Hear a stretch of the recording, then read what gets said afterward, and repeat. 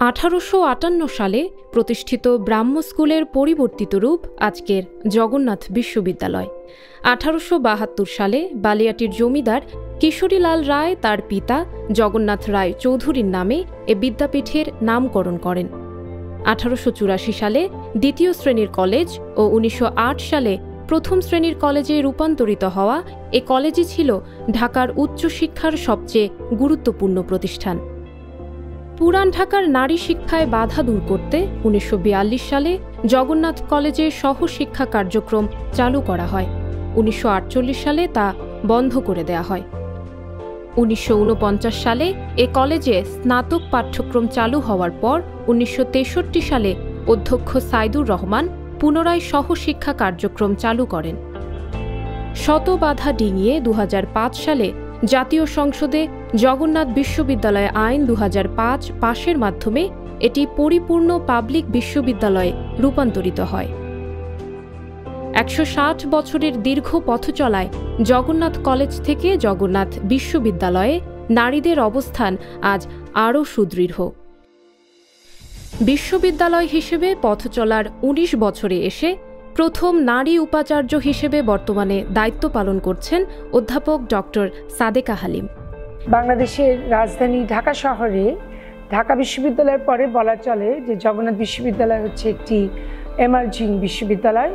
এখানে প্রায় 38টি বিভাগ আছে, 2টি ইনস্টিটিউট আছে এবং সব মিলিয়ে আমাদের যে শিক্ষার্থী আছে তার মধ্যে প্রায় 28%ই নারী শিক্ষার্থী আছে এবং পাশাপাশি আমাদের শিক্ষকদের মধ্যে প্রায় 40%ই হচ্ছে নারী শিক্ষক। এটা আমি মনে করি যে খুবই একটি আশা যোগায় আমাদের মধ্যে, মনের মধ্যে।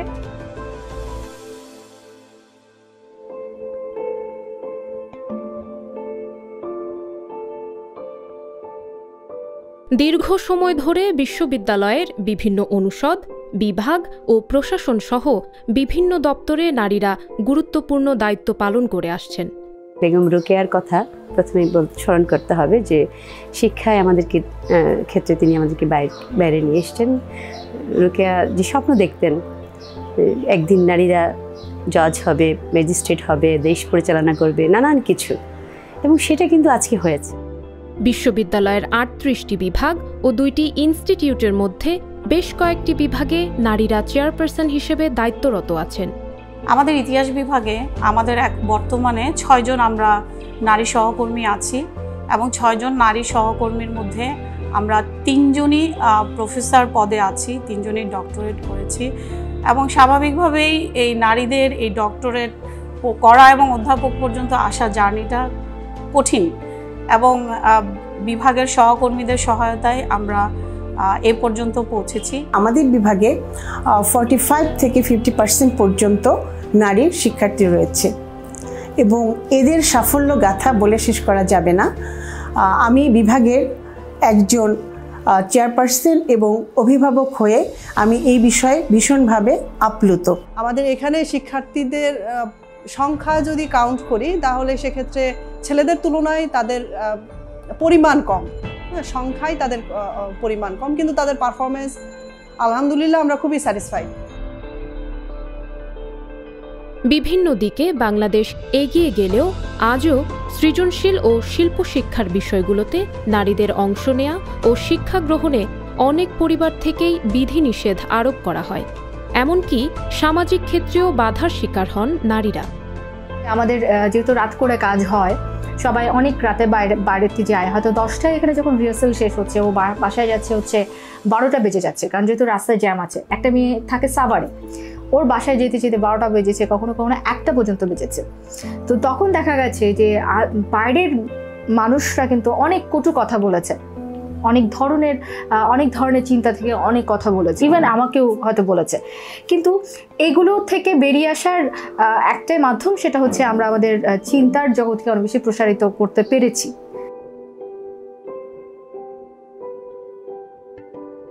বিশ্ববিদ্যালয় প্রতিষ্ঠিত হওয়ার পর শিক্ষার্থীদের কোনো আবাসিক হল না থাকায় জগন্নাথ বিশ্ববিদ্যালয়ের শিক্ষার্থীরা কয়েক দফা প্রবল আন্দোলন গড়ে তোলে। শুধু নতুন হল তৈরি নয়, বরং দখলকৃত হলগুলো পুনরুদ্ধারের দাবিতে রাজপথে নামে এ বিশ্ববিদ্যালয়ের হাজারো ছাত্রছাত্রী। 2020 সালের 20 অক্টোবর বহুল প্রতীক্ষিত বেগম ফজিলাতুন্নেসা মুজিব হলের শুভ উদ্বোধন করা হয়। হলের বর্তমান প্রভোস্ট হিসেবে দায়িত্ব পালন করছেন পদার্থবিজ্ঞান বিভাগের অধ্যাপক ডক্টর দীপিকা রানী সরকার। আমি এখানে জয়েন করতে পেরে আমি নিজেকে ধন্য মনে করছি, কারণ আমি একজন নারী, আমি মনে করি আরও নারীরা সুযোগ সুবিধা পাক, আমি যাতে করে তাদেরকে সুযোগ সুবিধার আরও বেশি আওতায় নিয়ে আসতে পারি সেই কাজটা করি। শিক্ষকতার পাশাপাশি বিশ্ববিদ্যালয়ের বিভিন্ন গুরুত্বপূর্ণ দপ্তরেও নারীরা কাজ করছে সমান তালে। জগন্নাথ বিশ্ববিদ্যালয়ের নারীরা এখন এক যুগেরও বেশি সময় ধরে সাহসিকতার পরিচয় দিয়ে আসছে। সেই হল আন্দোলন, নিরাপদ সড়ক আন্দোলন, ইভেন ক্যাফেটেরিয়ার জন্য আন্দোলন, কোনটাতে নেই নারীরা? শুধু অতীতে নয়, বর্তমানেও জগন্নাথের নারীরা সফলভাবে বিচরণ করছে নানান ক্ষেত্রে।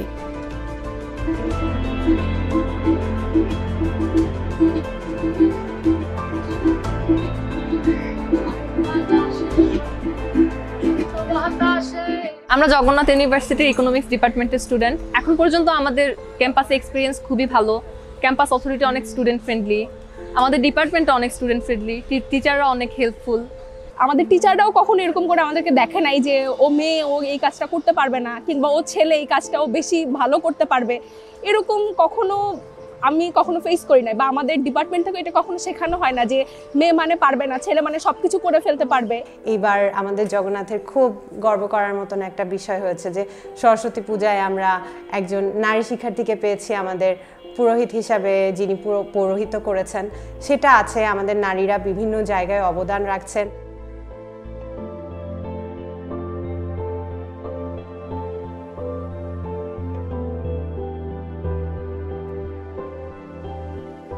অনেক সম্ভাবনার পাশাপাশি জগন্নাথ বিশ্ববিদ্যালয়ের নারী শিক্ষার্থীরা প্রতিনিয়তই মুখোমুখি হন নানা সীমাবদ্ধতার।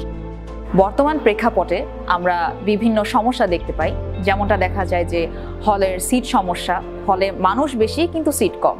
আবার দেখা যায় অনেক সময় যে নারী নির্যাতন সেল আছে, সেই সেল অভিযোগপত্র জমা পড়ে, কিন্তু সেই তদন্ত বা বিচার কাজ সেটি যে কোথায় হয় সেটি বোধহয় কারোই জানা নেই। আমি যৌন নিপীড়ন প্রতিরোধ কল্পে গঠিত যে সেল আছে তার প্রধানের দায়িত্ব পালন করছি বেশ কিছুদিন ধরে। যখন কোনো অভিযোগ আসে এবং তদন্ত কমিটির মাধ্যমে আমরা এই সেল থেকে যে সুপারিশগুলো দিই, সেইটার বাস্তবায়ন অনেক সময় দীর্ঘায়িত হচ্ছে। এই বিষয়গুলো যত দ্রুত সমাধান করা যায়, যত দ্রুত কার্যকর করা যায়, তাতে যারা এই যৌন হয়রানকারী তাদের দৃষ্টান্তমূলক শাস্তি হলে এটার থেকে অনেকটা দূরে থাকা যায় এবং মেয়েরাও সাহস করে তার কথাটি বলবার একটা সাহস পায় এবং বিচার না পেলেই কথাগুলো আর আসবে না। আমাদের স্টুডেন্টদের আবাসন সংকটটা অনেক বেশি, কারণ আমাদের ছেলেদের তো হোস্টেল আমরা দেওয়ার সুযোগ পাইনি এখন পর্যন্ত, মেয়েদের একটা মাত্র হোস্টেল, কিন্তু তাতেও আমাদের সিট সংখ্যা একটু লিমিটেড বলে ফার্স্ট ইয়ারে আমাদের ছাত্রীদের আবাসন দেওয়ার সুযোগ পাচ্ছি না আমরা। সেজন্য তাদেরকে মেস ভাড়া করে থাকতে হচ্ছে, এখানে অনেক ভাড়া দিতে হয়, যেটা তাদের জন্য খুবই কষ্টকর, বিশেষ করে ফার্স্ট ইয়ারে। এজন্য আমাদের হলের যে সংকটটা সেটা আমাদেরকে দূর করতে হবে।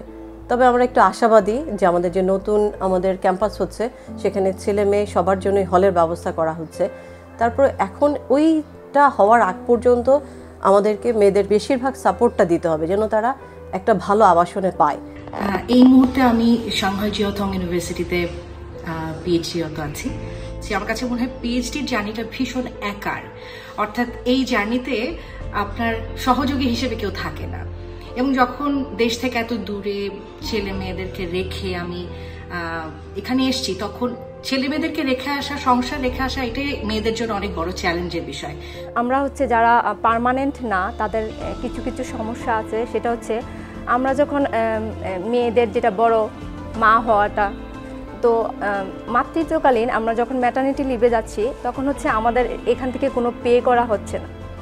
তো আমি মনে করি ভার্সিটি আমরা যখন ভার্সিটিতে সার্ভিস দিচ্ছি, আমাদের একটা সময় যখন আমাদেরকে সাপোর্ট দেওয়ার সময়, সেই ক্ষেত্রে ভার্সিটি আমাদেরকে কোনো রকম সাপোর্ট না দিয়ে তারা দূরে সরে যাচ্ছে, জিনিসটা কিন্তু তা হওয়ার কথা ছিল না।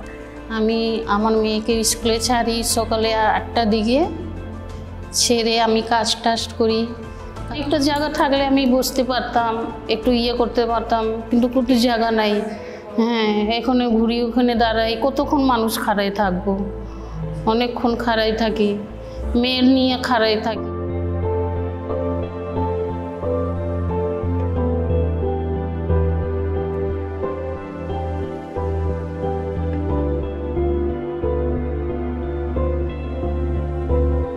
তবে এত সীমাবদ্ধতার মধ্যেও আশার প্রতীক হয়ে দুর্বার গতিতে ছুটে চলেছে জগন্নাথ বিশ্ববিদ্যালয় ও তার নারীরা। সকল প্রতিবন্ধকতা যেন তাদের নতুন শক্তির উদ্ভাবক। তাই আজ জগন্নাথ বিশ্ববিদ্যালয়ে নারীদের অবস্থান আরও শক্তিশালী, সুদৃঢ় ও সমৃদ্ধ। জগন্নাথ বিশ্ববিদ্যালয়ের অনেক প্রতিবন্ধকতা আছে, সীমাবদ্ধতা থাকা সত্ত্বেও এই বিশ্ববিদ্যালয়ের যে পরিমাণ নারী শিক্ষার্থী আসছেন এবং শিক্ষকও আছে, এটা কিন্তু আমাদের সরকারের আমি মনে করি দৃষ্টি আমাদের দেয়া প্রয়োজন। এখানে আমাদের পুরুষ বা নারী শিক্ষার্থী কারোরই খেলাধুলা করার কোনো মাঠ নেই, সাংস্কৃতিক কর্মকাণ্ড উদযাপন করার বা করার কোনো একটি উপযোগিতামূলক একটি জায়গা নেই, বা আমাদের কোনো একটা ভালো অডিটোরিয়াম নেই, আমাদের একটা ভালো লাইব্রেরি নেই, আমাদের অনেক ভালো ল্যাবরেটরি নেই। তার সত্ত্বেও কিন্তু আমাদের ছেলেমেয়েরা এগিয়ে যাচ্ছে। আমরা দেখছি রোভার স্কাউট, বিএনসিসি, জুডো, বিভিন্ন খেলাধুলায় আমাদের জগন্নাথ বিশ্ববিদ্যালয়ের শিক্ষার্থীরা গোল্ড মেডেল নিয়ে ঘরে ফিরছে। আমাদের কেরানীগঞ্জের যে ক্যাম্পাসটি হওয়ার কথা, যেটি জমি মাননীয় প্রধানমন্ত্রী শেখ হাসিনা আমাদেরকে 2018 সালে দিয়েছে 200 একর, সেই জমিটিও ভূমি অধিগ্রহণে আমরা কিছু বাধা বিপত্তির সম্মুখীন হচ্ছি। এখনও পুরোপুরি আমরা অধিগ্রহণ করতে পারিনি, কিন্তু আমাদেরকে সরকার সদয় হয়েছেন। আমরা ভূমি উন্নয়ন প্রকল্পের অনুমতি আমরা পেয়েছি, সেটার সামনে এই কাজটি শুরু হবে। আমি সেখানেই আমি আশা রাখতে চাই যে আমার এই আন্তর্জাতিক নারী দিবসে যে আমার শিক্ষক, কর্মকর্তা, কর্মচারী এবং সবচেয়ে বড় জায়গাটা হচ্ছে আমার শিক্ষার্থী, যারা জগন্নাথ বিশ্ববিদ্যালয়ের লাইফ লাইন, তাদের জন্য আমরা, তাদের ভবিষ্যতের জন্য আমরা একটা সুন্দর ক্যাম্পাস তৈরি করে দিতে পারবো, একটা সুন্দর শিক্ষার পরিবেশ আমরা তৈরি করতে পারবো, যেখানে ডিবেট হবে, গান হবে, বাজনা হবে, নাচ হবে, আবৃত্তি হবে এবং নানা ধরনের সাংস্কৃতিক কর্মকাণ্ড হবে, এবং তারা একজন সুনাগরিক হিসেবে বাংলাদেশকে ভবিষ্যতে নেতৃত্ব দেবে। কোনো একটি বিশেষ দিন নয়, বরং প্রতিটি দিনই বিশেষ হোক নারীদের জন্য।